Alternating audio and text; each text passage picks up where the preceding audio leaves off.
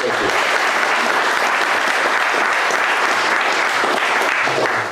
All right, so I've had about 2 hours of sleep. I flew in from the States this past night, so I'm about normal, pretty good.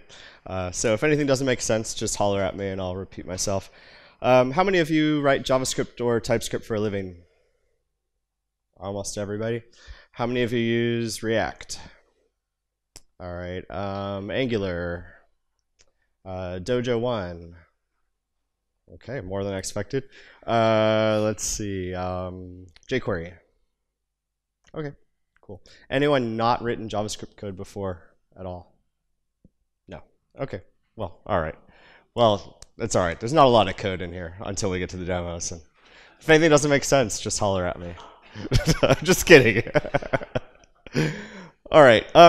So tonight's talk, I'm going to sort of give you an overview of what we've been doing with Dojo 2 and why we've been doing it, and sort of show some of the things that we've been trying to create and meander along with some random stories.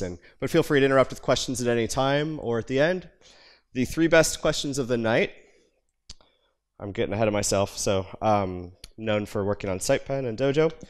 We also create a card game at SitePen called Milestone Mayhem. You can't actually buy it in the UK. It's smuggled in here by me, so don't tell immigration or customs, I guess, border force. Anyway, 3 best questions will win a copy of the game. It's a humorous look at sprint-based development. We created this as kind of fun conference swag. And then I've got tons of stickers as well if you don't win one of the games. All right. So for those of you who are not familiar, Dojo was one of the original JavaScript frameworks. Much of the stuff we take for granted today had origins with Dojo back in like 2004 to 2007. So Dojo 1 is 10.5 years old now. So it's served a very long time, kind of predates the iPhone, GitHub, you know, modern Chrome. Pretty much everything we take for granted today as our default environment did not exist when we started. So why am I telling you about this? Well, it kind of shows how frameworks change over time, right? So if we look back at time in 2004, the problems we were trying to solve was that web application development wasn't taken seriously. So I started writing JavaScript in '96, which is probably around the time some of you were born, even though I'm not that old. I was an early adopter, you know, the first year it was really out. And I was a physical chemistry graduate student at UCLA, and I was studying the topology and rheology of quasi-two-dimensional foam. Some of you have heard this joke before, but it's basically if you take a glass of beer, you spin around really fast, and you watch the bubbles move around, but on a microscopic level. That's what I was studying. Really exciting stuff.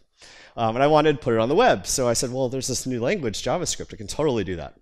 And 8 years later, in 2004, you could do it with Dojo. So anyway, 2004, when people would ask what I do, I would say, well, I'm a JavaScript engineer. And the 2 responses I would get would be like, well, why don't you just learn Java, right?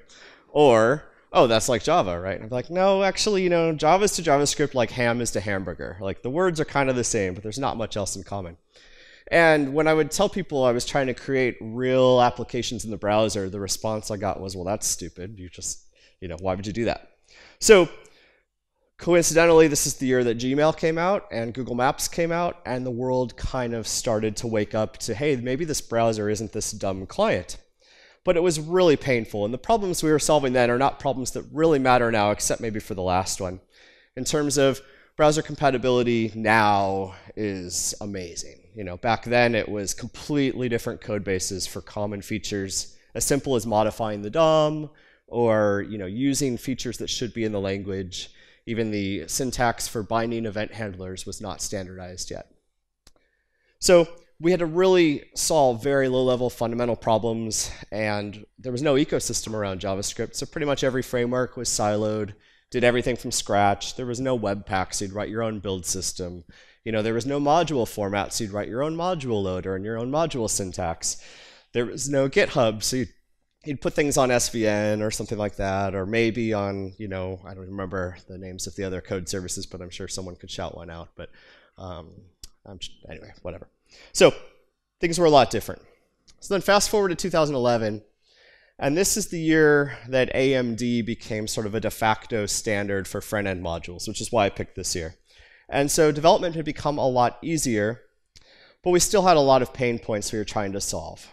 One of them was sort of the I'm going to write jQuery code, which was fine. jQuery is fine, except you'd look at people's code from people who were engineers for many years, and you'd see a 500-line chained function call, which of course is impossible to debug. And so it was like people who were software engineers were like, oh, with jQuery, I don't have to think, or I don't have to write good code anymore. I can just hack stuff together, and it's throwaway code, which is fine when you're first getting started, but when you want to create stuff that's testable and works in production, that's obviously not a good idea. There was a lot of challenges in making things work together.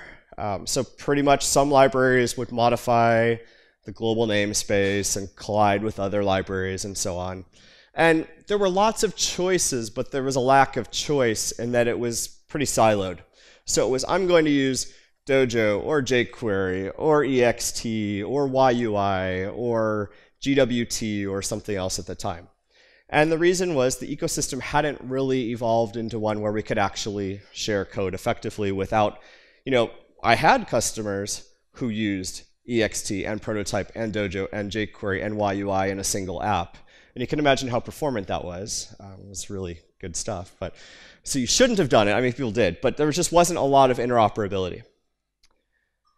So today's challenges are kind of different, which is if you're just getting started with a project, where do you begin? Because of, sort of the approach around JavaScript is the whole world is interested in JavaScript right now. This is the language where more engineers have ever cared about it than ever before for any programming language in the history of humankind. And everyone's got a different idea on how things should work, so it's pretty easy to create new frameworks and do that.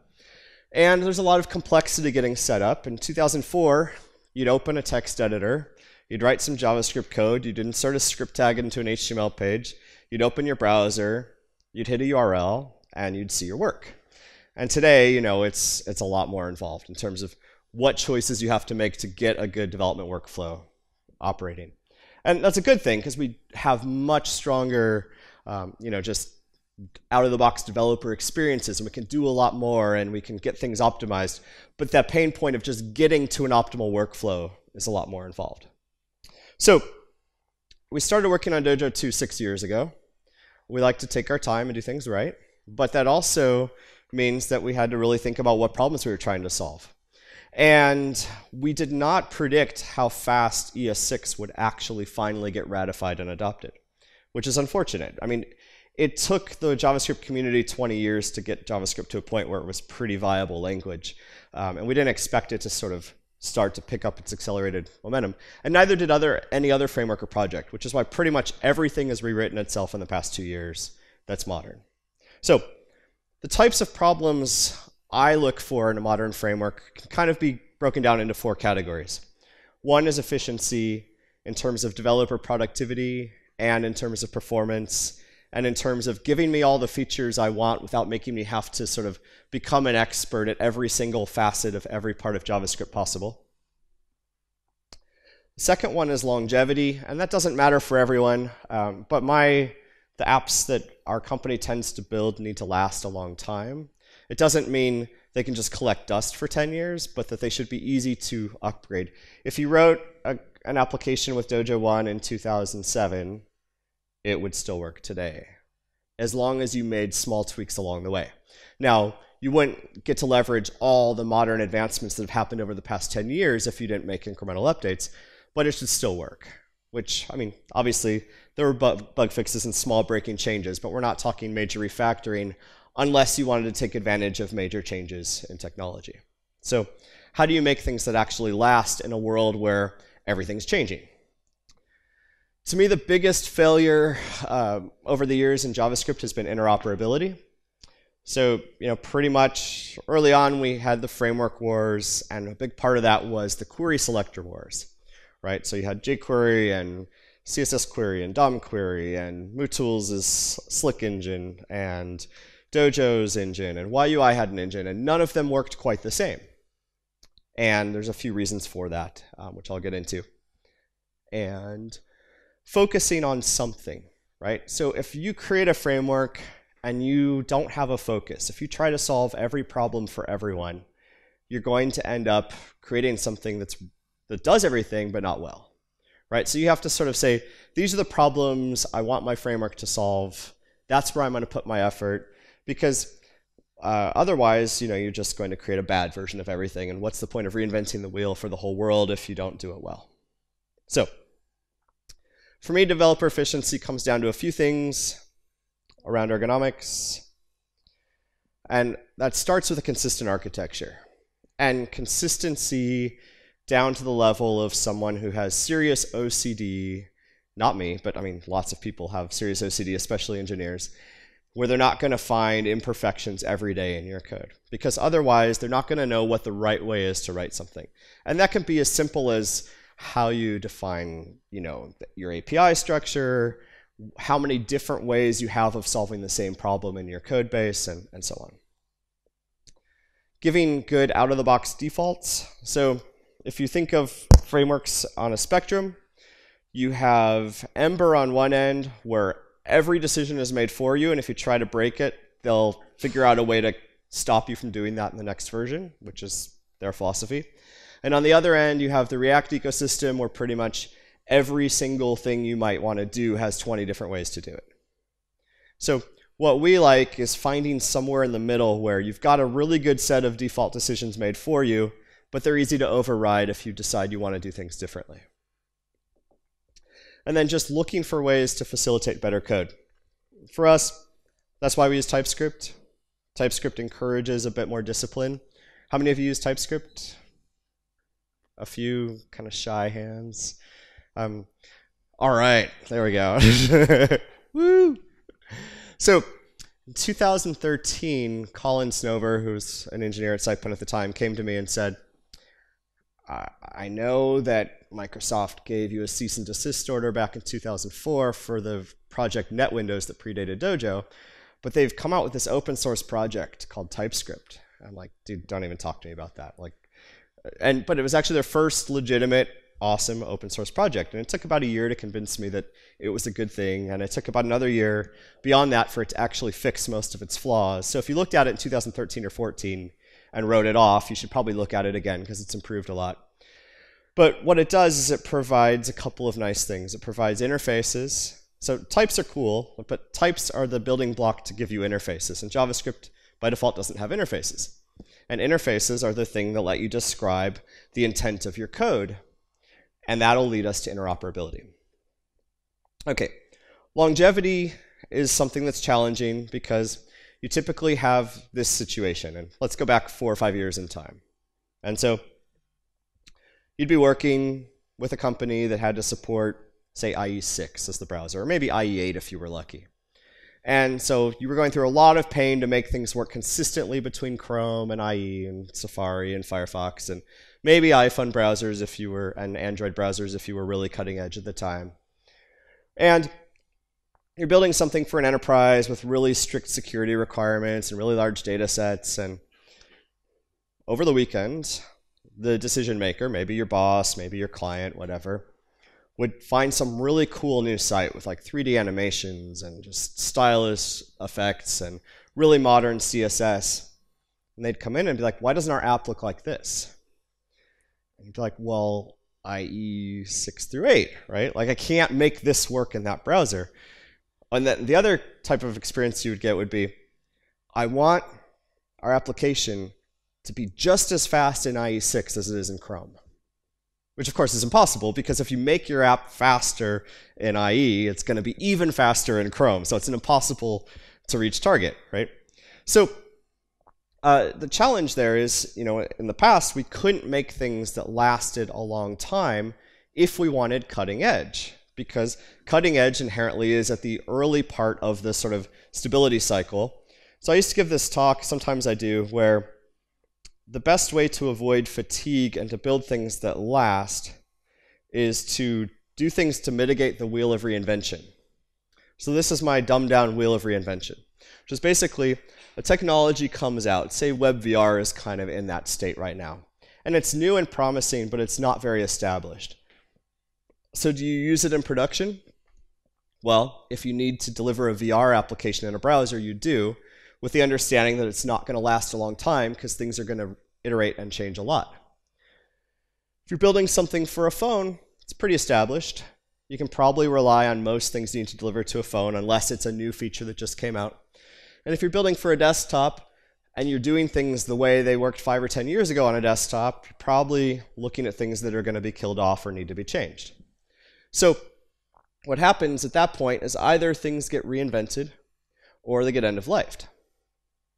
So the way you make things last a long time is you make intelligent decisions to slow down this cycle. So what that means for us is we want to look for things that are very early in that established part of the cycle, wherever possible, with a few things that are new and promising where we don't have a choice, and as few legacy or stale options as possible. Now, you're still going to have to make incremental upgrades and still have to make tweaks along the way, but this allows us to create things where if you're paying attention and you're following along, you should be able to incrementally upgrade without having to rewrite every year. So, interoperability. To me, when we created Dojo, we did not create it so people would write Dojo apps. We created it so people could be more productive with JavaScript. The challenge at the time was there was no way to really sort of have this interoperability story work as you want. So today we have a few technology choices that, anyways, cut off the screen. A few technology choices that can help us achieve better interoperability than we have in the past. So the first one's web components. So Dojo, back in 2004, came up with the concept of a UI widget, and YUI had UI widgets. And those sort of two paradigms have been standardized in a format called web components, which consists of 3 or 4 technologies, and the most important one being the ability to define a custom element that is backed by some JavaScript, CSS, and HTML, so that you can define and mark up a component that you want to embed in a page without having to write a whole bunch of JavaScript at each point that you need it. So why is that important for interoperability? If a framework supports the import and export of web components, then you can write a component in any library you want to use, and as long as you get your dependencies small enough, then you can export it for use in any other environment. And so Angular 4, Dojo 2, Vue, and a handful of others all support the importing and exporting of web components, though it's a little bit more challenging to do the export in some other frameworks, but at least they support the import of web components, so that if you make a bad choice and you choose a framework that doesn't last, but you spend 6 months writing a component in that framework, as long as you can export it as a web component, you can use it in another framework. Similarly, if you've got the typical problem of big companies where no one agrees on technology, you know, if you have one team working with a Vue application, another on Angular, another on React, another on Dojo, and you want to share some components, this provides a way to sort of end the framework debate and actually have interoperability with UI widgets. Modularity is important in so much as it's not fun when you have 3 or 4 different module syntaxes and you're trying to make code work together because you don't want 3 or 4 different module loaders and the overhead of that. But also it gets us all writing code in a consistent way. Now today, ES modules are the format we primarily use to author code, but they're not the format we use to run code in a browser, in part because only 2 of the 4 browsers partially support the spec for how you load modules. And also, it's not very optimized when you have a big application, so you'd use something like Webpack or Rollup or other things like that. But then really, we also want a flexible architecture for interoperability. To me, flexible architecture, best analogy I can give is you're driving a car full speed, and you want to replace the entire engine without stopping, right? So you want the flexibility to fully be able to replace a major engine or component without having to refactor your entire app. And to me, that's where TypeScript interfaces make that possible. So prior to TypeScript, the only library I can think of that was successful in fully replacing one library with another was Lodash replacing underscore. And that's because John David Dalton is crazy. I mean, in a good way. I know John pretty well. And so, you know, he spent years making sure that everything Lodash did still worked with Backbone and vice versa. And he had to do that by hand because there was no way for him to know, hey, did I break this esoteric use of Backbone or not? But interfaces give us the ability to express exactly the intent of a package, right? So what methods, properties, and values are allowed, which ones are not. Dojo 2 is, I would say, focused on enterprise scale development. It's not that other frameworks are not, but you know, we're not really concerned about powering the UI for a blog post. We're not really concerned with a .com homepage. We're more concerned with building apps that have certain features.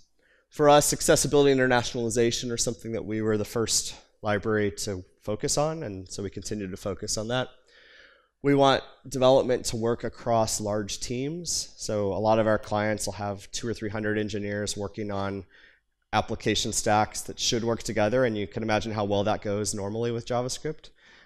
Not well, because people are not particularly clever about how to name things and how to combine things.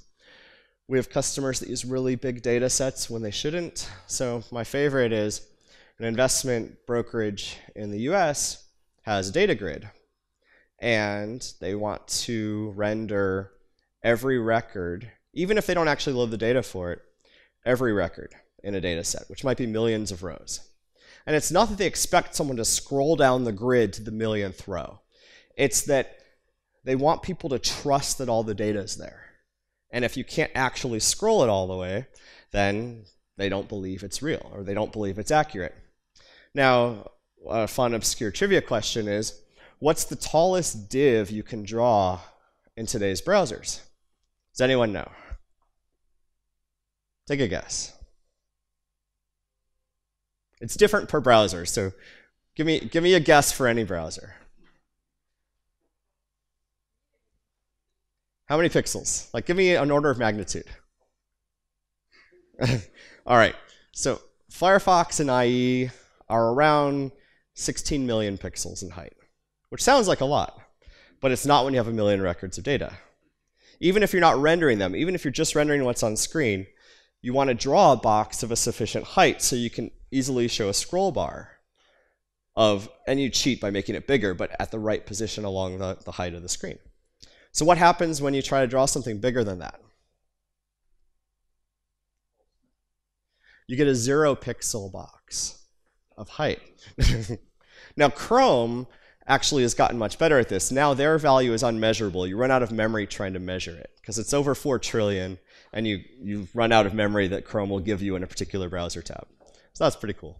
But so those kinds of problems aren't things you solve, because you want to, but because some company is crazy enough to say we have to do this even though it's a bad idea. And so those are the kinds of things we like to work on. So we've been really big on data grids, and also we like to create apps that work everywhere. Now, the old slogan from Sun Microsystems was write once, run everywhere, but it really should have been write once, cry everywhere, or debug everywhere, right? So we have no illusions that you're going to write a single block of code that's going to work in every environment, but it should be easy to optimize per environment rather than having to write from scratch in each environment. So all those things considered, what did we do with Dojo 2 to try to create a modern, reactive, flexible, focused framework? And so, by the way, Dojo 2 is in its 3rd beta. We're going to have 5 beta releases, and then the final is going to be probably January. I wanted to say December, but looking at the list of bugs today, we're closer to January. So Dojo 1 was started at a time when the standards process was completely broken. Back in the day, if you wanted something like query selector all, you'd send an email to the CSS working group mailing list, and you'd say, hey, I have this idea for a really cool feature. And they'd give you some obtuse answer that made no sense. They'd probably laugh behind the scenes, and it would never get done. So it was up to JavaScript engineers to basically shame them into saying, hey, it's actually fast enough with JavaScript. Surely we could do this natively and eventually get the feature in. So the time lag between good idea and standard was 5 to 10 years if you were lucky. Today, standards are done through GitHub, and anyone can contribute good ideas, and the community rapidly iterates by comparison. Oftentimes, things take only a year or two to get from idea to full standard. So Dojo 2 has basically said, well, while standards used to be broken, now they're fixed. So if there's a standard out there that does this, or even a proposed standard, let's embrace that rather than rolling our own idea. So some of the areas, I'll show some of the ones we've used. Quality was something that bit us hard, in part because early on in the day, we went from having no one interested in Dojo to 50 to 100,000 people interested in Dojo in about a year. And as you can imagine, it's difficult to scale from 0 to that many people. And so what we did is we were very permissive. We said, yes, we figured people will commit things and someone will find a bug and they'll patch it. They'll fix it. And the problem with that is people get frustrated. So we also didn't have particularly great testing tools back in the day. We wrote our own. It was called the Dojo Objective Harness, which was a contrived acronym for the sound Homer Simpson makes when things don't go well, which is DO. And that was its best feature, is it would play do or woohoo when your tests would fail or pass. But today we actually have good testing tools, and Selenium actually somewhat works okay, and Selenium WebDriver, that is. And so we're obsessed with code quality, reviews, tests. We have CI tools. I mean, like the whole ecosystem that you can put in place for a good experience to make sure that your code is of sufficient quality is something that you just couldn't do before. So, and a lot of this is just really deliberate. So when you're styling a component, right, and you've got some CSS somewhere and you've got some JavaScript and you're wanting to say, hey, I want to use this CSS class on this particular component when it's in this state. Well, the way you typically do that as a developer is you'd either do something stupid like put your CSS in your JavaScript, which I think is hideous because it's like the wrong separation of concern. Or you're going to go back and forth a lot between your CSS file and your JavaScript file to remember what it was called and so on. So we do little things like we can import your theme class names as an ES module that's just a list of string names. And then after we import that, we've got this list of strings that are valid as possible class names for that particular component. And if it's not in that list of class names, it won't compile. So it's something that just saves you like 5 seconds at a time. But we're just looking for little things like that where we can make the experience really smooth. We know that ES now, after the big calamity of ES6, is releasing every year. The features are pretty predictable. So we know every year we're going to have to add support for new features. And we know that the ones that are in stage 3 or 4, we can look at a ponyfill or a shim or whatever we need to use. A ponyfill is different from a polyfill in that a ponyfill doesn't modify the global namespace. Instead, you use intelligent code to basically say, if the native code isn't there, use my shim, otherwise use the native code. And then we have a system that sort of integrates that. TypeScript releases every other month, so every other month we're racing to make sure everything works the way it should. So Angular 5 came out this week. They just added support for TypeScript 2.4. TypeScript 2.6 came out this week, so they're about 4 months behind on their support, which is reasonable. I mean, it's a lot of work to keep up with them. But the cool thing is they're kind of fixing all the high priority problems we find. So if we had tried to release Dojo 2 years ago, TypeScript would not have been in a state that was really usable for you to be productive. Like you could have done it, but it was painful. In doing probably 100 Dojo training workshops over the years, I'd walk into a room and I'd find a group of people, and probably half of them were Java engineers who were reformed with the ways of JavaScript.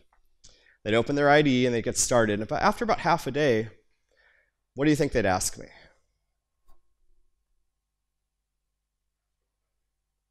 Where's my IntelliSense? Close, right? Where's my autocomplete? I'm like, dude, there's only like 1,400 modules. Can't you just memorize all of them? Which is what I do, but I'm weird, right? Most people don't think that way. So having the actual ability to get autocomplete and IntelliSense in a meaningful way across all major IDEs is a really big win for JavaScript. Also, understanding your code. So the point of this talk, the title was reactivity, which I haven't really talked about at all yet, because I think everyone knows a bit about reactivity. React made reactivity popular, happened at just the right time, because all attempts to do true reactivity in JavaScript with IE8 and earlier failed miserably, because you'd quickly run out of memory trying to do what you're trying to do with a VDOM. So, you can debate whether you want a single directional data flow or a bidirectional data flow, whether you want the React style model or whether you want something that's MV star in nature. Fundamentally, they're actually the same, but the way you reason about them is different. And I don't want to get into that debate, but I'm happy to talk to you about that after the talk. But the benefits of reactivity are it simplifies the way you write things like UI components. Instead of having to sort of track every state change, you write code that says, you know, if my value is this, I'm going to display this. If my value is this, I'm going to display this. And you do it in a way that's more configurable rather than sort of writing lots of code. So from Dojo's data grid in Dojo 1 to 2, like the size of the API for writing a cell in a grid is about 1/20th the size. And that's because the widget system handles all the logic for figuring out how to map property values into things that are expressed in your page more efficiently. We also support observables and scheduling. Tasks and scheduling kind of take promises. So really, promises were something that we started in Dojo and a couple of other libraries. And without promises, you can't do other interesting things like generators, asynchronous functions, observables. An observable is just a promise that can be resolved multiple times instead of just once.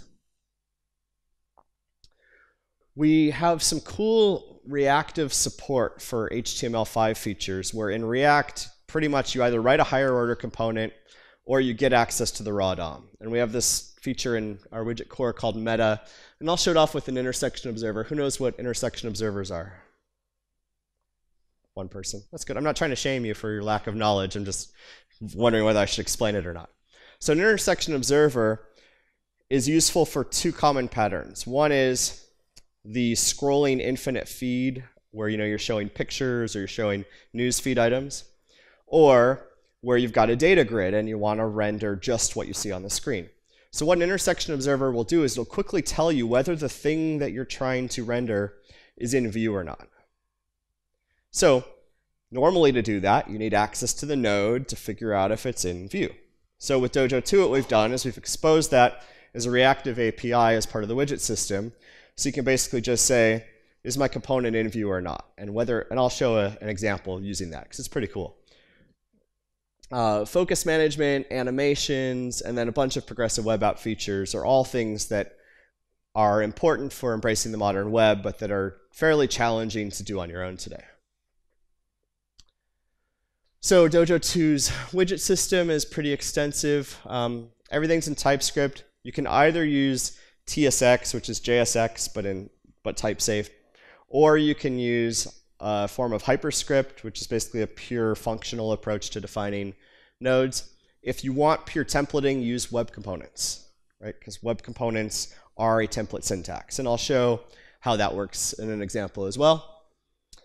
We use, instead of a CSS preprocessor, we use post-CSS, which basically takes the same approach that we use with Babel or TypeScript to write modern JavaScript now that works in browsers today, to take modern CSS and backport it into what works now. So whether it's CSS variables or other APIs that are not widely supported yet, we can basically use the standard or the proposed standard and then convert it into CSS that runs everywhere.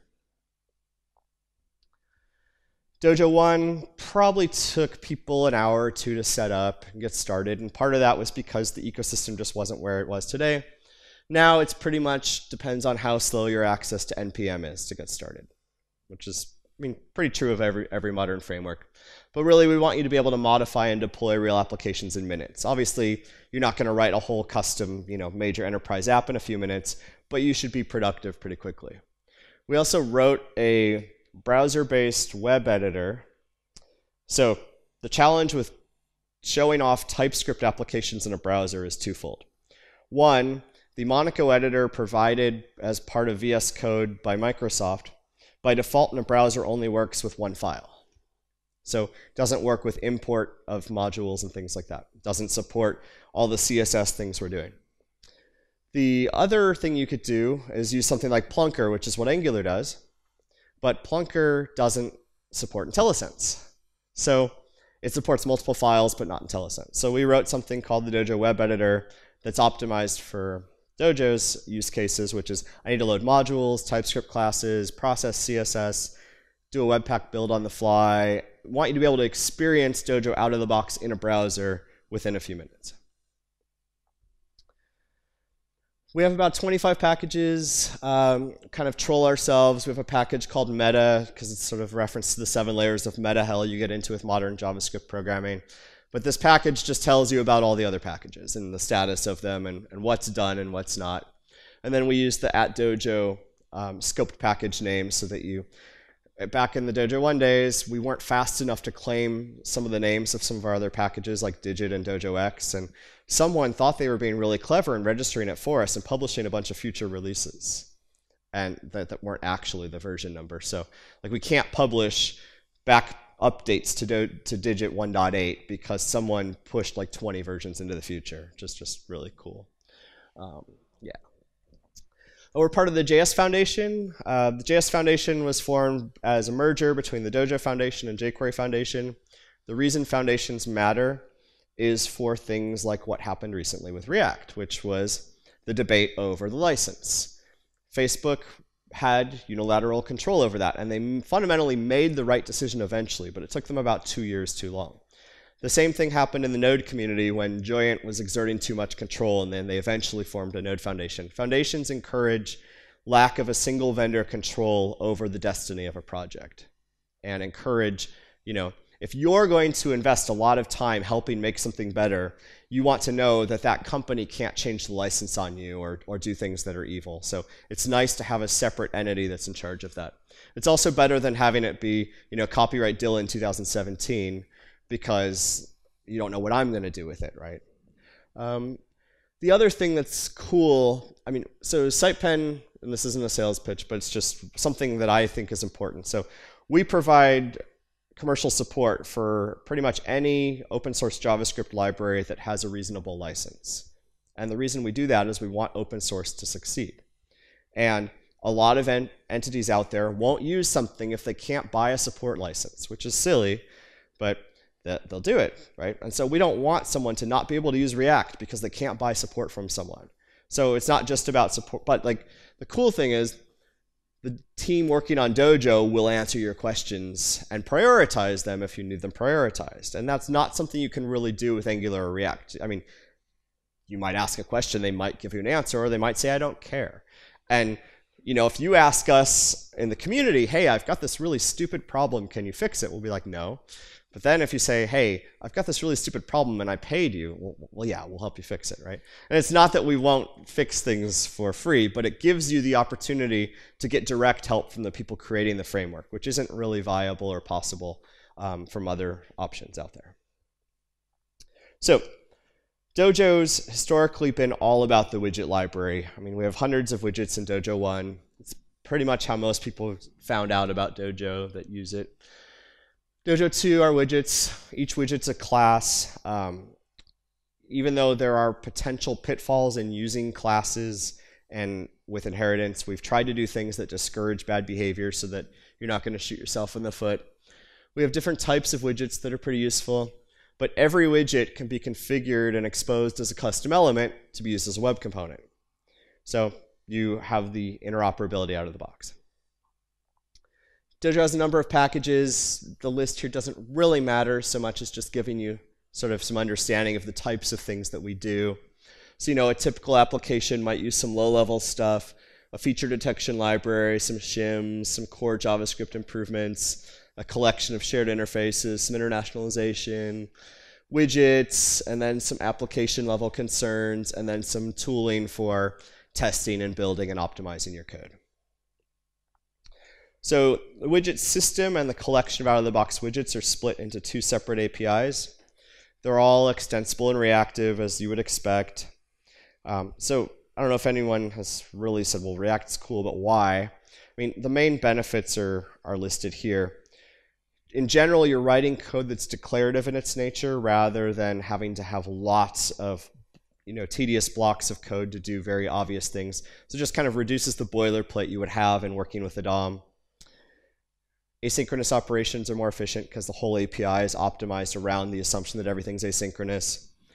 You have a single mechanism for error recovery. So if you have a problem with your component, the error is going to be the same with every component in terms of how it's going to fail if something's wrong.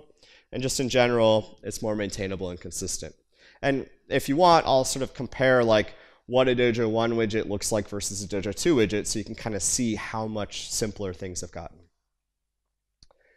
And so, some of the other benefits is you also get a consistent approach to handling UI events. Really, what it does is it takes a lot of the opportunity to be really novel and unique in each component away from you, because the system that's created by React or by Dojo or by Vue or by Angular standardizes how you write reactive components.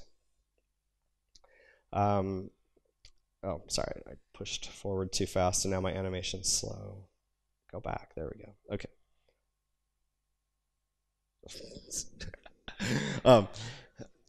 Easier management of the UI thread. So JavaScript in a browser, single-threaded. The longer you block the UI thread, the more likely you are to make your application slow. So reactive architectures encourage very fast, short operations that won't block the UI thread for very long. It can often be thought of as properties in, changes out. What that means is your component simply receives updates to property values. It's not responsible for how that data gets stored, what the logic is to determine how that property is set.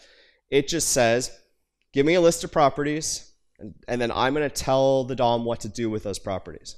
And then I'm going to bind some event handlers upstream, and when the user does something with it or the application state changes in such a way, I'm going to notify back up the tree that something's changed, which is going to update those properties, and then send those back into the UI flow. Now, this is sort of what I was talking about of like single directional versus bidirectional data binding, and that it's kind of a myth, because there's still two directions. It's still a loop, right? But by unidirectional, what you mean is you're only going this direction, you're not going that direction too. So one of the biggest challenges people have had over the years in trying to implement something like MVC or MVVM in a browser is trying to synchronize data or properties between the DOM and JavaScript. And one solution for that was what Backbone did, which was said, well, we're just going to use the DOM as our data store, which solves the problem by having it be the one true source for your data, but it's also the slowest, most inefficient place to store data, and it's also the most error-prone way to do it. So this really simplifies that. And what's kind of cool about it is if you think about how many of you wrote code back in 2004? Okay, so about half of us. So back in 2004, state of the web was either PHP or JSP. Maybe you used something like struts, or maybe you were masochist and you got into JSF, right? So anyway, the idea behind architecture then was the browser is dumb. So we're going to do all of our logic on the server, and we're going to send across the network an HTML page with some minimal JavaScript to handle like form submission and error validation and whatnot. The user's going to do something. We're going to submit a request to the server. We're going to regenerate our HTML. We're going to send it back down to the client, which would be fine if your network had 0 millisecond latency, right? Because then it would be as fast as a native application. But networks aren't that fast, especially on mobile devices. So what we then moved to was sort of this approach of like single page application architectures where the browser became responsible for everything, but then we were trying to synchronize state between the client and server, and it got really messy. And then someone said, you know what? The DOM is what's dumb. Like, it's even in its name.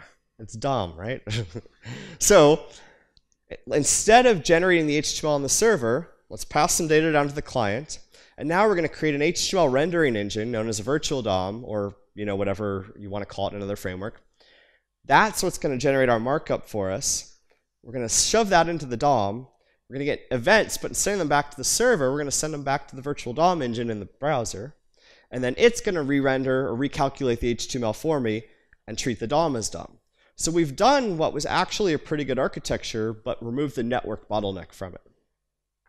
So 13 years later, we're doing the same thing we were, just in a more elegant way. Okay. So Dojo's widget lifecycle in Dojo 1 was complex. It had to be because Internet Explorer was very problematic. Very graceful reentry. Love it. And it had like 6 lifecycle methods, and people would get confused and whatnot. So you don't need to do that in a reactive world because things kind of just happen the way they should and because we don't have IE. And this is a little bit out of date. There's a couple APIs that are coming in beta 4, but essentially you have a method called render, you do some work in it, and you return a node or a widget with some properties and event handlers set on it and some content. And I'll look at more examples soon, but the idea is you really primarily have a single API call to represent the view of a component. And this is pretty much the same way React does it and other things. I've talked about web components already. I have an example I'll show you. I like to do examples at the end because I think that helps better after you've sort of heard why. We have the concept of a projector, which is ironic because given the projector failed tonight, but that's where the term comes from, not the failure. But the idea behind a virtual DOM is you're taking an engine and you're creating an HTML structure and you're projecting it onto the view. So you can think of the virtual DOM system as this thing that can project components into the page. Any arbitrary class can be a projector, so you can have multiple projectors in a view, which means you can have multiple sort of applications in a single page if you want to. We have a theming system. It's pretty elegant. Like I said, it uses this TypeScript-based module system, so you get a list of names. We also use source maps for both CSS and TypeScript, so you can debug back to your original post-CSS-based CSS and your original TypeScript code. And we also do a nice thing with CSS modules, which basically gives you the same benefit of the shadow DOM with respect to styling without having to rely on the shadow DOM. So what it will do is every class name will be unique to that component. So what you're essentially doing is getting rid of the C in CSS, right? The cascade. Because the cascade is what breaks when you try to create complex widget systems, because it's really difficult to predict everything someone's going to do from an inheritance structure. And also having really deeply nested selectors tends to be the one thing that makes CSS rendering slow. So instead, everything's pretty much a flat class name, and then you just make it work. We have support for internationalization. We do this through another project called Globalize. We essentially wrap Globalize with some TypeScript-friendly APIs that work in the Dojo system. And then for accessibility, we have a set of components that have all been tested pretty extensively for accessibility. And then our testing framework can do some automated checks against things that are bad accessibility anti-patterns. So it won't test every possibility, but anything that can be automatically tested from an accessibility perspective, you can run through the test system and it will tell you, hey, you forgot to include these attributes. Hey, you forgot to include, something to focus on, and so on. We've, for a long time, had the concept of data stores. The main difference between what we did before and what we're doing now is they're also reactive in their nature. So there's transactions and other things like that. The main idea here is you want to sort of get access to data and connect it to your application in a way that the components in the application aren't aware of how that data is structured. So it's a way to sort of decouple those in a nice way. All right, so I'm going to show two examples. I'm a terrible live coder, in part because the keyboard I use normally is bigger than this one, so I always type the wrong characters. So instead I'm going to cheat, and I'm going to use tags from Git and just iterate. So the first example is going to be something where I'm going to take some of the cards from this game. So Milestone Mayhem, real briefly.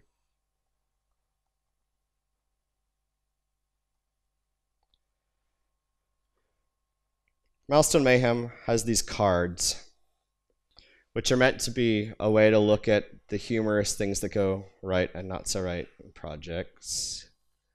So my favorite is Grim Repo. Grim Repo is the guy who pushes straight to production without testing. All right, awesome, yep. And then there are things that actually go well, like having a good test plan. So that is basically you play and it mimics sprints and whatnot. So I thought it would be cool to create an app that shows some of these cards and uses some of the nice features and properties of Dojo too. So what we're going to do is we're going to create a view that shows a list of cards. We're going to add some interactivity and animations on it.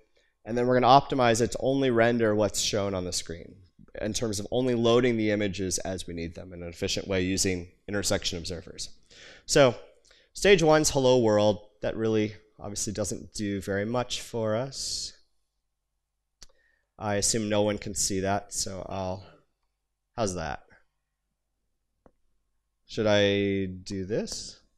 Or black's better? Okay. So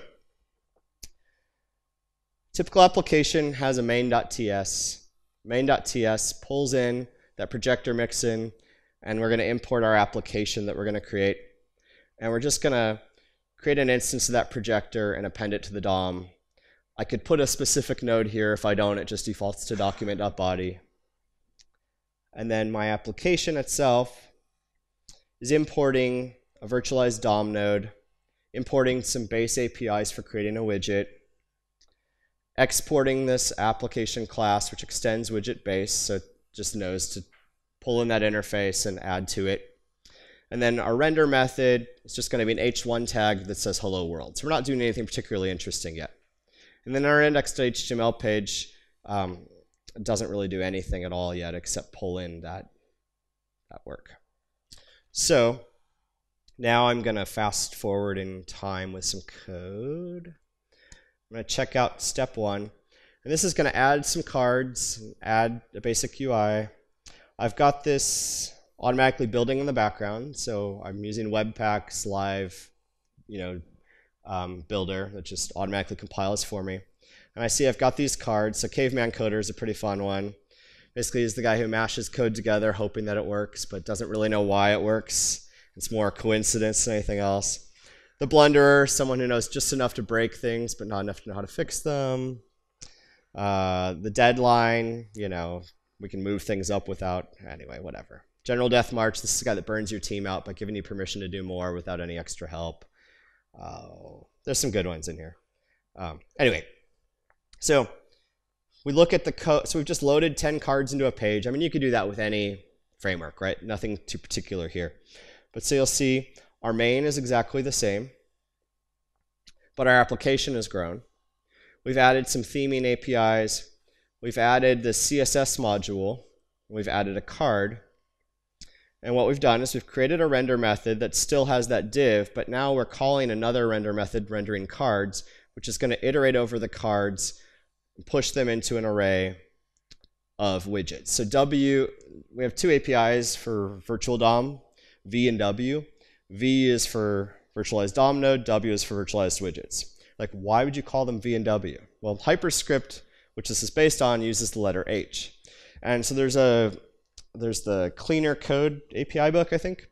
And what it says is if you have an API that you're going to use all the time and you don't have an obvious short name for it, use a really short name, but don't do it very often. So this is the one place where we have a name where it would be like 5 words shoved together and it wouldn't make any sense. So we chose to use single letter variables for that. Now you're like, why do we use a for loop? Well, because we can. Sometimes for loops are faster. Here we just wanted to make a simple example.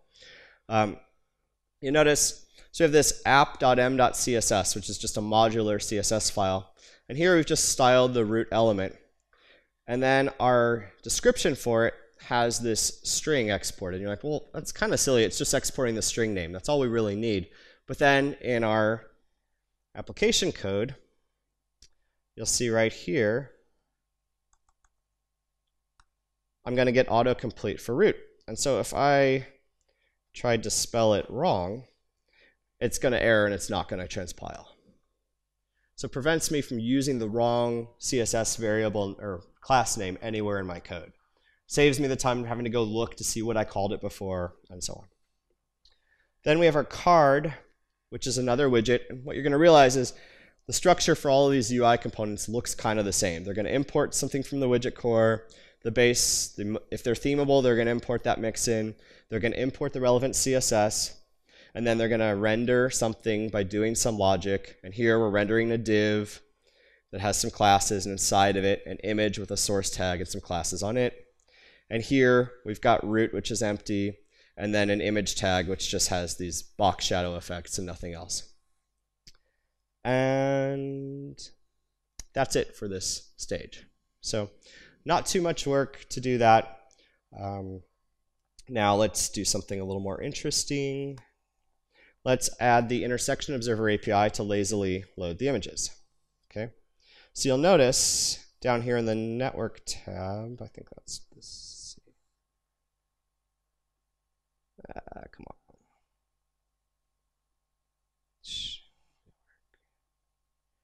Okay, you'll notice I've only loaded one image, which is the one that we see on the screen. If I scroll up, now I'm loading the next image. But if I look at the HTML structure here, I assume everyone can see this, if not, tell me. I've got all these divs, but the image source is unknown, except for the ones that have been rendered. And now, if I scroll up real quickly, they're all going to be loaded. I mean, obviously, I'm loading from my local machine, so the network speed is not slow. But now, they all actually have a source. And the way I did that is what I think is pretty clever. It's the main point of this intersection observers API, is on my card, I import this intersection observer meta library. And what I do is I define a constant in view, and I pull in the intersection meta, and I ask if the current thing I'm rendering is in view of my root element. And if it is, I'm going to set the source of that image. And if it's not, I'm not going to set a source. So in one line of code and one property setting, I've been able to lazily load images for my entire application, which is pretty cool, right?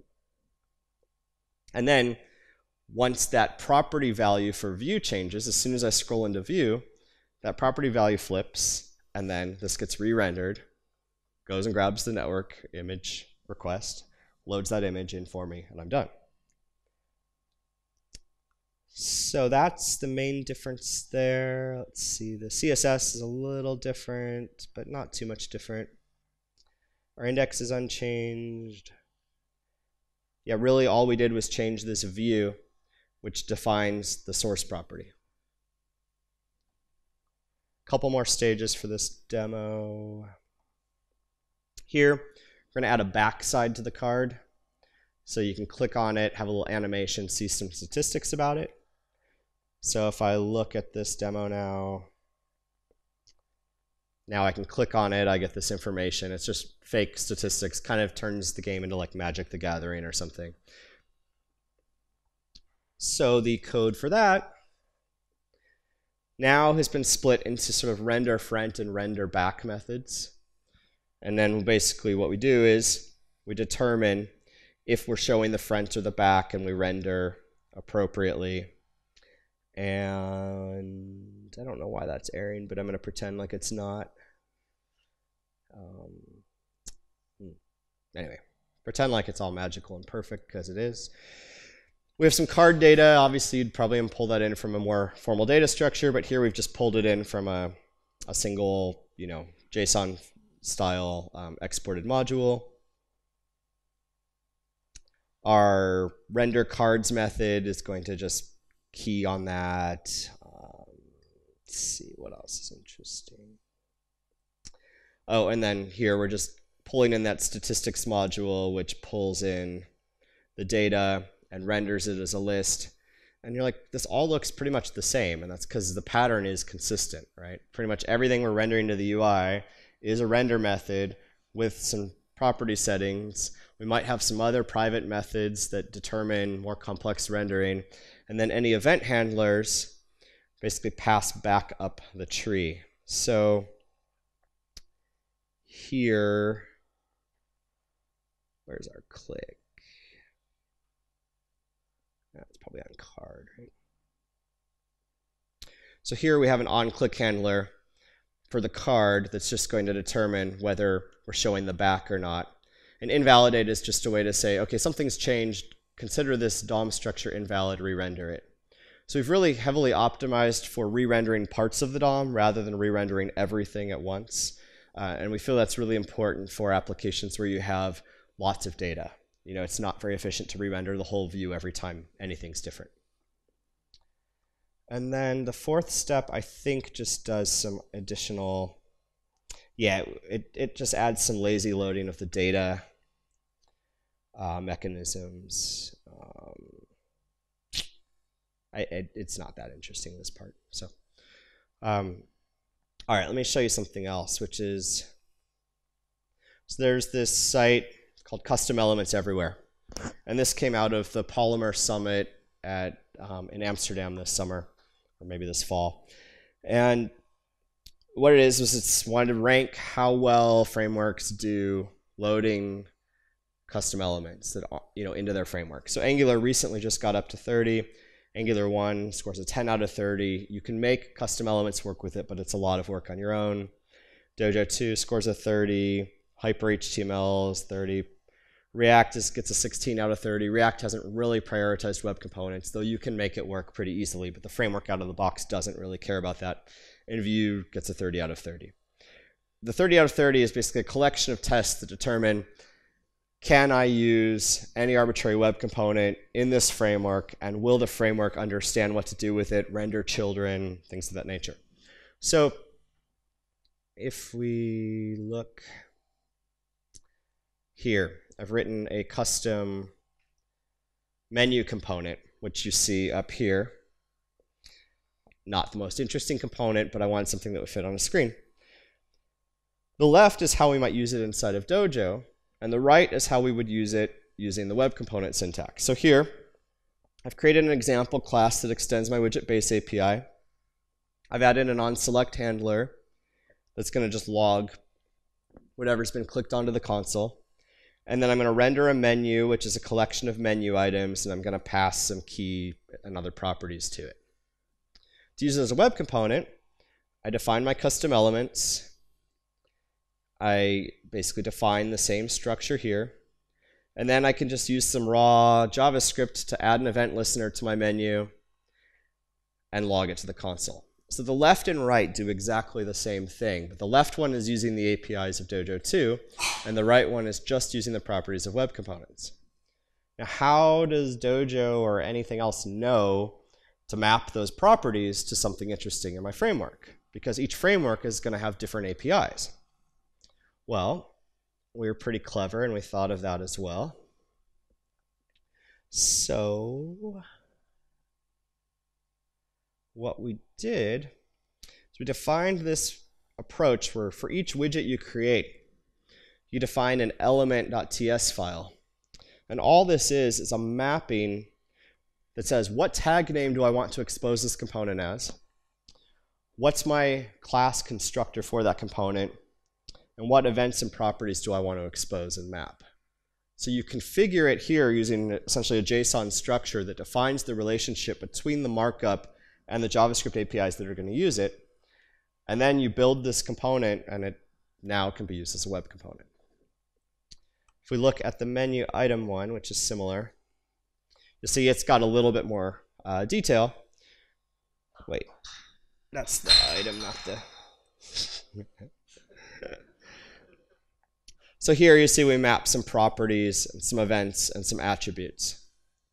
But again, it's just a configuration file that describes the relationship between the markup you want to use in a web component and the API that's supported by the framework of choice. So this framework of choice could be what Dojo expects, or it could be what Angular expects, or it could be what React expects. So you might, if you need to use this component in multiple frameworks, you just define different element descriptors for each framework that you want to use. But again, it's all pretty much configuration driven and fairly straightforward. And then the build system that we have does this for you. We also are working on, don't have a demo for this yet, but essentially Dojo 2, if you're using a feature that's part of the progressive web app spec, the Dojo build is just going to make it a progressive web app for you and support all the polyfills that you need to do that. So instead of having to go through all the work to figure out how to make something an efficient PWA, that's just part of the Dojo build pipeline. So you write an application the way you should, and out you get a PWA if you want one.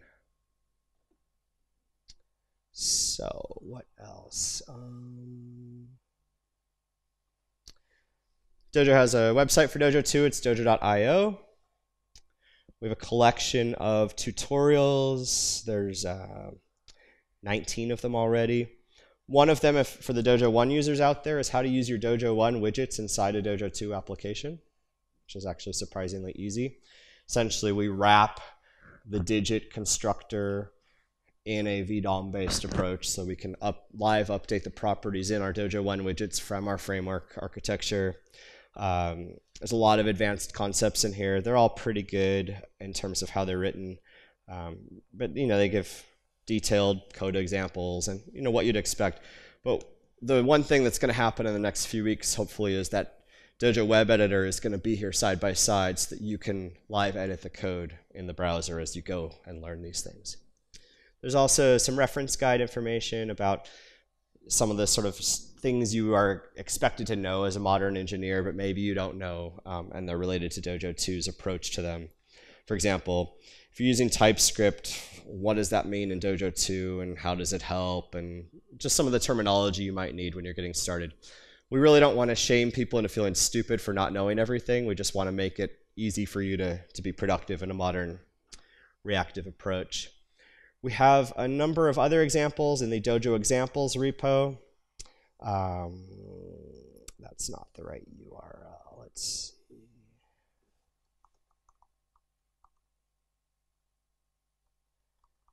I think that's no.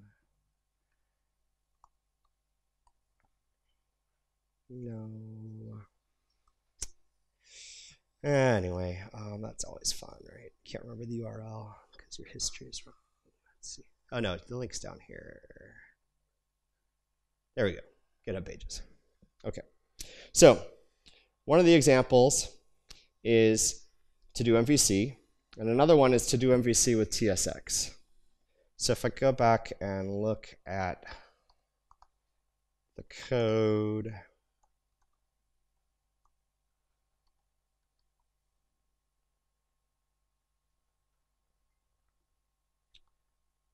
so, sorry, let me show you to do MVC first.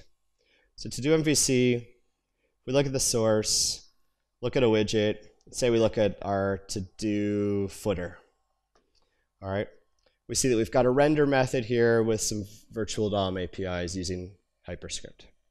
Now, if I go and look at the TSX version of this,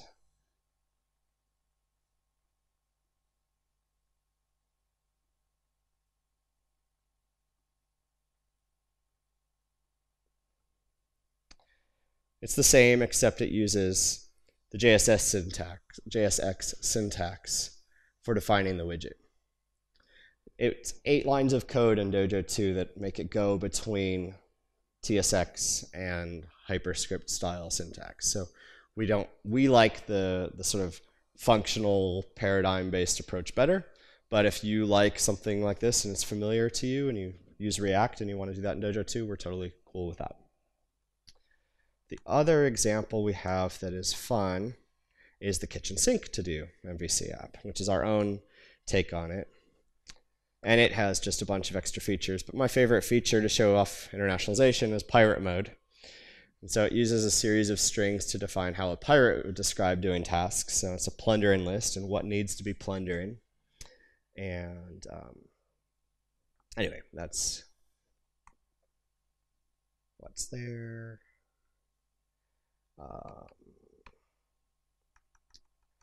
So that's pretty much it. Let me see if there's anything else in the slide deck that I wanted to say. Oh, you can get involved. Dojo's open source. Let me know if you want to help out, or you can file bugs or ask questions or whatever. Like I said, we're really close on Dojo 2 finally. I wanted to be finished this year, but it's going to slip into early next year just because it's realistic. But Beta 4 is coming out next week, and Beta 5 will be in December. Then we'll have a release candidate, and assuming everything goes well with the first release candidate, we'll release shortly thereafter. So we're pretty close. We've been using Dojo 2 in production applications for customers for almost a year now. So even though we've had to iterate a lot and update things, it's been stable and performant for us and some pretty impressive apps. Anyway, that's that. So just a reminder, trying to create a framework that solves these needs. That's our focus. It's not the framework for everyone. It's the framework for people who think these things are important and like the way we've solved them. And as I mentioned, I work with SitePen, I'm one of the founders of SitePen, and our focus is on helping people be productive. So we're kind of an anti-consulting consulting company, and what I mean by that is we're a team of 30 to 40 people. We help engineering teams be more productive rather than trying to replace them with outsourcers at a cheaper price. Our goal is to help teams be productive and then get out of the way when we're not needed. So, like I said, best questions win mayhem. I know historically the British culture is to not ask questions, which is why I always give prizes. And surprisingly, when I give talks, there are lots of questions. But anyway, thanks. And then, 2 already. Go. So you talked about interop and stuff. I'm just wondering how easy is it to actually pull in bits of Dojo into other stuff that isn't primarily Dojo? I'm thinking particularly of the I forgot the name of it now. The interaction observer. Intersection observers. Yes, yeah. That's the one. Mm-hmm. Yeah. And the intersection observer API would be pretty easy to port into something else, at least the pattern. The code for that is built into the widget system and is pretty unique to how we do widgets. But it's a pattern that could be used in React if you wanted to. The code for it is actually surprisingly small. It's only, I think, 30 lines of code that makes that happen. But in terms of if I wanted to actually pull that specifically in, is that doable? I mean, it would probably be easier to pull in a Dojo 2 widget that uses intersection observers into a Angular or React application. But in about a day, you could probably figure out how to make the same API work on your own. It is an API that's very specific to how you're rendering the DOM. Yeah, it's got to be able to support IE6. Oh yeah. The shim works back to IE11, so there you go. It's a very modern new API. It has native support in Firefox and Chrome, and then shim support elsewhere. It might have IE or Edge support now as well. She was next, right there.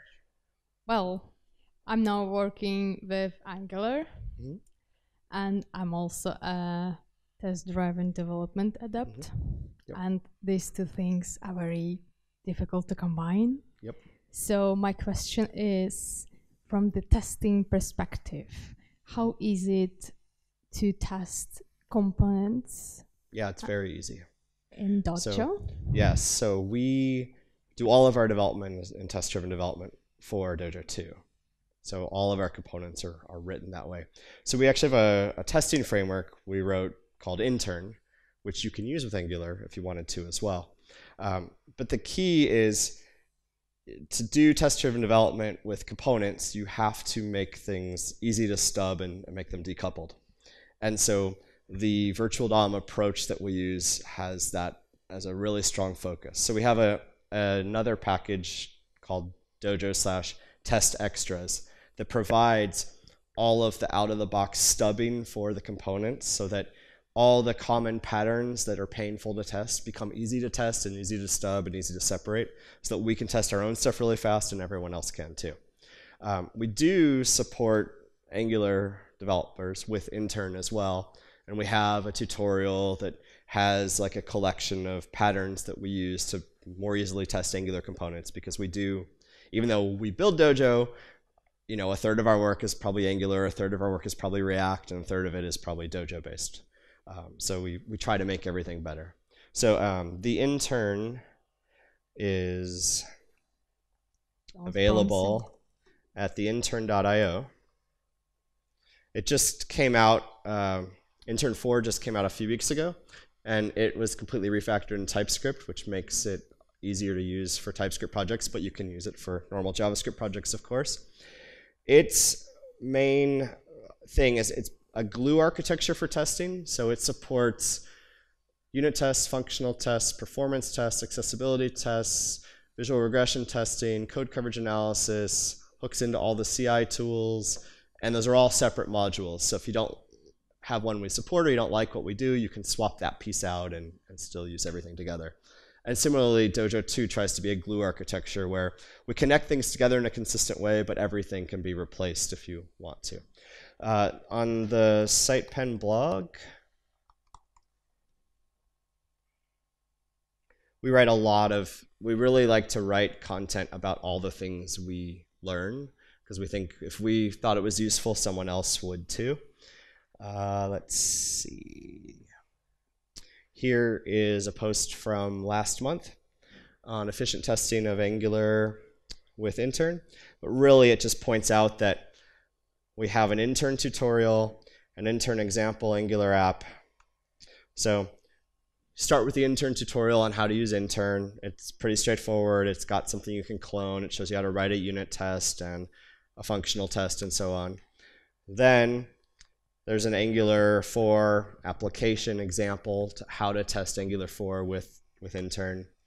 And then here's a plugin that essentially makes it easier to do Angular testing with intern. So we've gone through the whole process of making intern work nicely with Angular. We have similar stuff for React and other frameworks as well. Looks great, thank you. You're welcome. Does the intersection observer handle the render function, and what does a component lifecycle look like?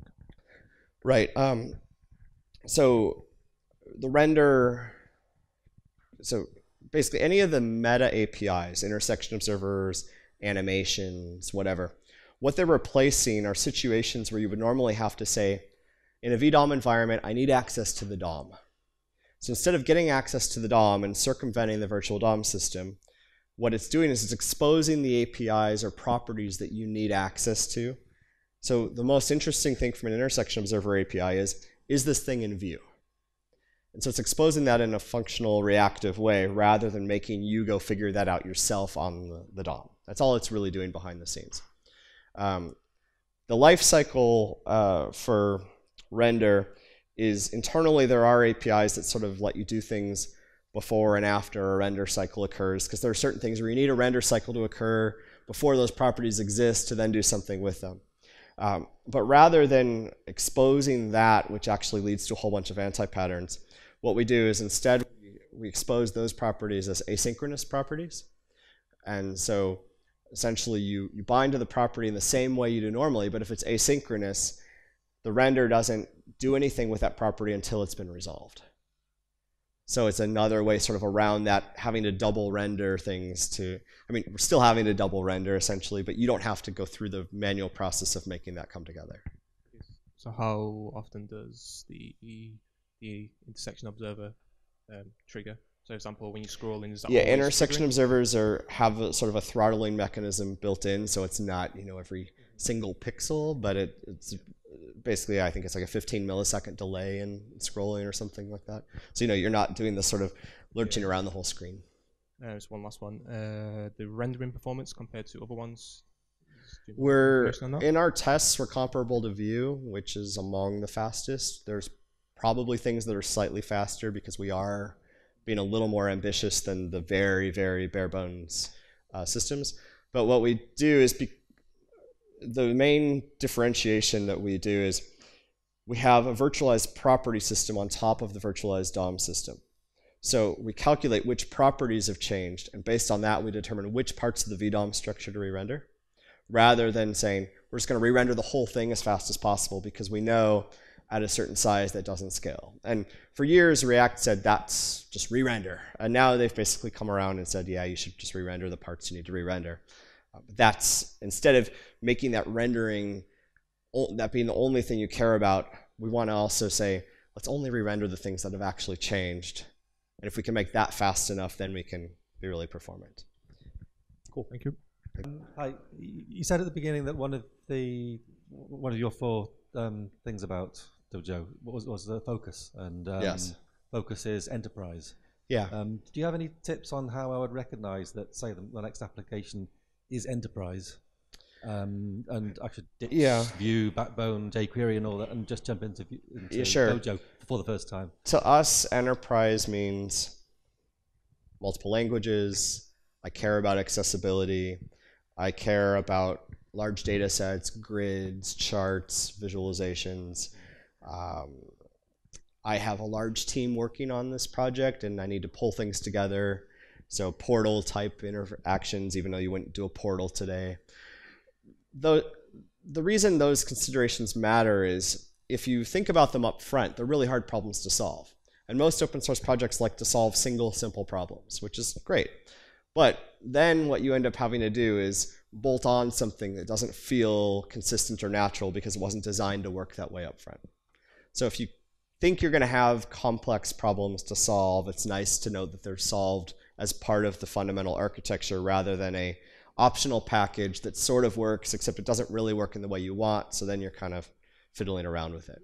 So it's not that you can't do enterprise scale development with Angular or React or Vue, but those patterns are like our focus rather than our extension set. So why, I'm trying to get my head around my question a little bit as well. Sure. Why is reactivity so important, do you think, when we've never been in a place where we've had faster internet connections, quick server-side rendering? Why is just re-rendering such a small piece of the puzzle so important to you personally? It tends to be the most error-prone part of building a web application, and it tends to be the part that people get really creative around doing it, and it tends to lead to inconsistency in our architecture. And it's something that we have tried to do for 10 years but couldn't really do right. So something as simple as, I want to watch to see if this property has changed. Right? Sounds like a simple thing, except in a very dynamic language, is the property actually defined on that object, or is it inherited from something else? And so there have been 5 or 6 attempts to get that API right over the years. There was the watch API in Firefox years ago, which didn't work very well because it was really slow. There was the object.observe approach that was a stage 1 proposal that then got pulled, and we were pretty annoyed by that because we'd actually fixed it and shimmed it in Dojo 2 to a point where it actually did work, even though the spec was kind of broken. And we have, as an ES Next proposal right now, essentially the RxJS observables API, just the observable object.observe part or observable, not the other one. And we shimmed that in Dojo 2. But they haven't decided if they're going to land it yet. And the reason for that is there's a competing standard called Streams, which does actually quite a bit more than observables do, but at the cost of the API is a lot more complex, and it's really optimized for big input-output streams, video, audio, large data sets, and so forth. And so really it's a function of, in IE 6 through 8, you couldn't possibly do this efficiently. So the way we did it back then is, if there were properties you cared about, you would write a function to get and a function to set the property. And you would track the call of that function. And so you'd have to be careful to never set the property directly, or you'd break your reactivity architecture, right?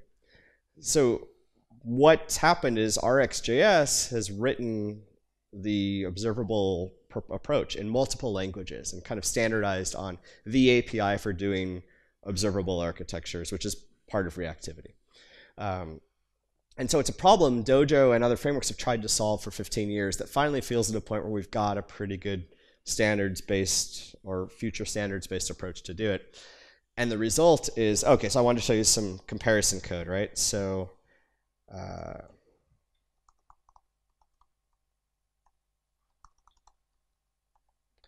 let's look at dgrid, which for years has been considered one of the best data grids for rendering data.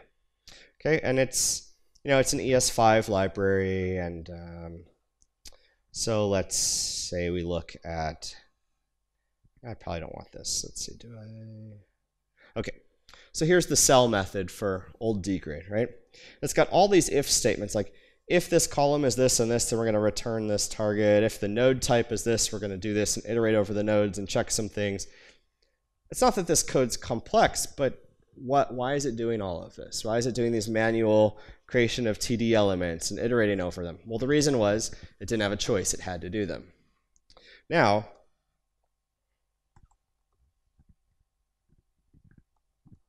if we look at the Dojo 2 dgrid, we've got a cell whose render method pulls in the properties, defines some classes and contents on the cell. Now, dgrid 1 is doing more at this point than dgrid 2 is. But most of that complexity isn't part of calculating what to render in a cell.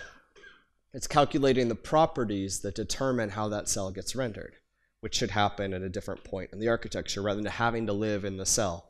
So what it leads to is much simpler, easier to reason about APIs. This is a lot easier to understand than the code I just showed you that had a whole bunch of manual DOM manipulation. Now that DOM manipulation is still happening somewhere, but it's happening consistently in one code path for all rendering of all components. And so the combination of observability or observable approaches, which is what essentially happens with these property detection changes that allows them to be re-rendered, and then a single path for all rendering reduces the complexity of our UI code by 80 to 90%. Okay, thank you. Mm-hmm. So with the clients that we work with, SEO is very important, and it's not just for like content, but for data-driven stuff. So with things like Angular and Dojo, more data-driven.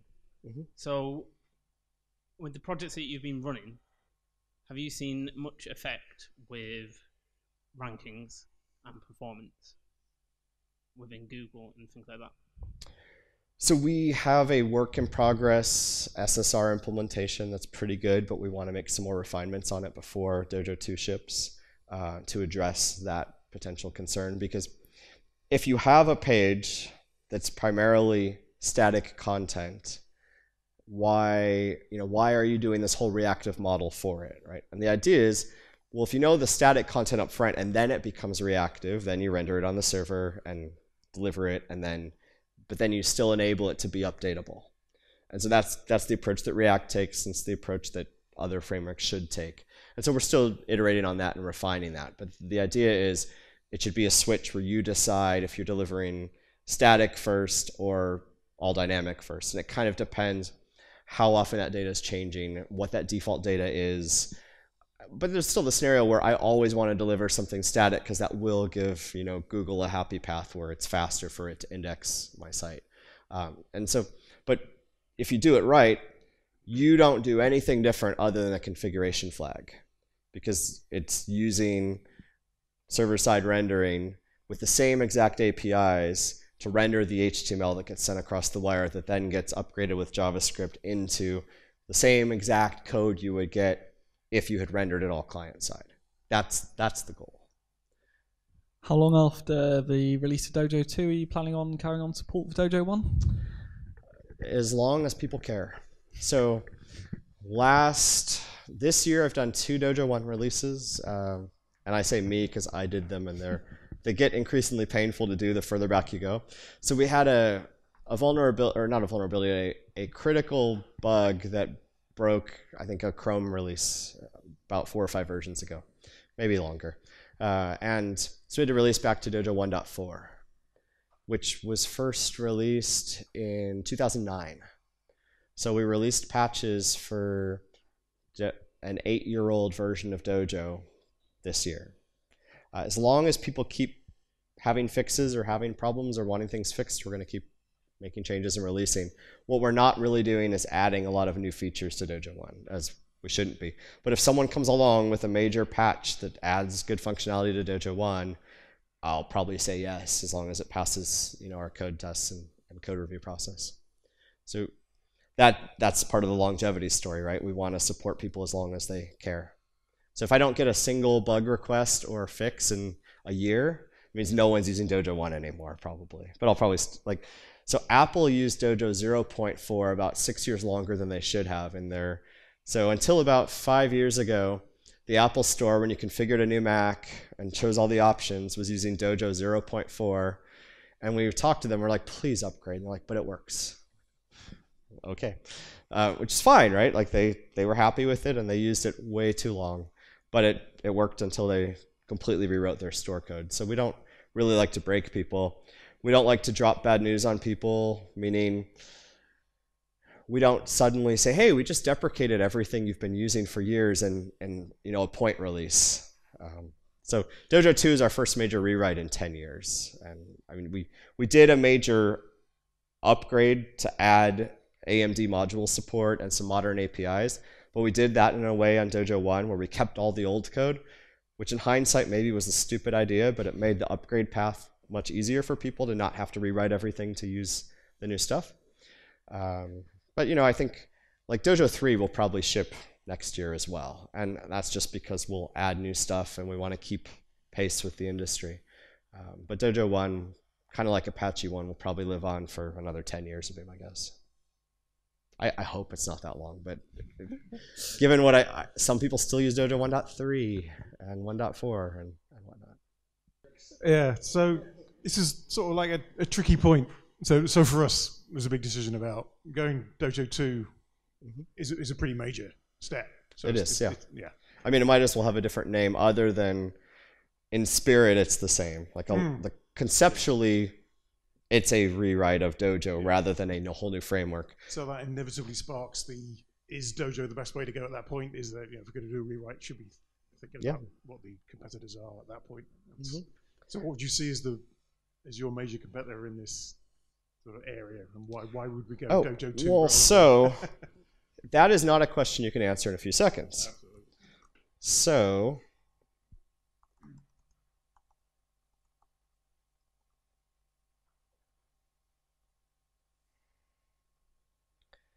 we have written what amounts to a 200-page article that we'll probably publish as like a PDF or an ebook or something about how to choose a JavaScript framework, which is a question we get asked every day, just the question you just asked. So what we did is we took a look at 6 frameworks. So we said, let's compare these 6. And it's not because these 6 are the only 6 to consider, but you have to draw the line somewhere. So we picked these 6 because they kind of represent enough difference and enough similarity to know what questions to ask and how to ask them.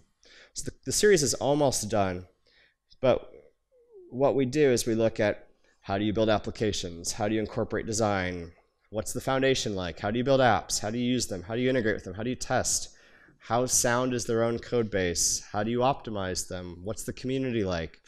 And it is a lengthy series that goes through and compares these 6. Not to tell you the right answer. We don't actually tell you which one to use. I mean, obviously, I'd love for you to use Dojo if it's the right thing for the apps you're building.